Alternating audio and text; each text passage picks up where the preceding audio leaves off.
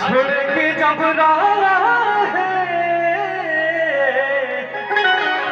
जब बनी घरे तहरा पापा जी से कहे अरे कि सुन के तो हर बात लड़ो अखिया से झारे अरे कि जब बनी घरे तुहरा पापा जी से कहे अरे की काहे लेला मजा यारा एक बार हाला होई नु आय कि छोड़ के जब रहा है कैसे कि जात बानी घरे तहरा पापा जी से कहे लेला मजा यारा छोड़ के जब रहा है जात बानी घरे तहरा पापा जी से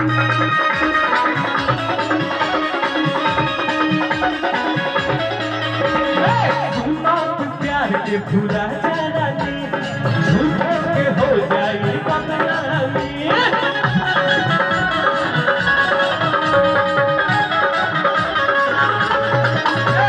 प्यार के भूला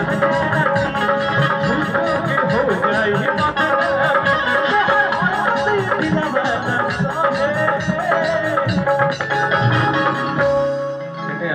लड़किया तो सच्चा मोहब्बत करी तो लड़का को छोड़े हमसे ना का हो अब लड़की इन्होंने भागे लगे तो क्या करे हमसे मजबूरी में छोड़ा काहे ले लमा जाया छोड़ के जब रहा है जब वाली घरे तहरा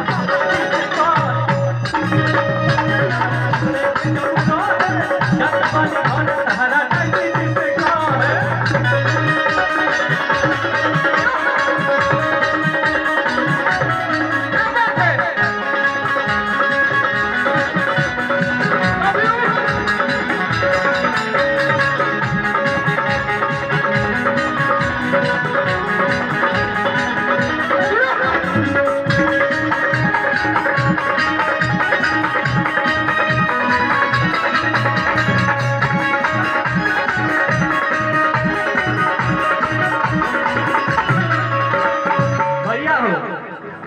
लड़किया कहती है अरे कि प्यार में न यार अब सवाल करब हो छोड़ के जब कहब तो बवाल करब हो। गाना सुने रहो।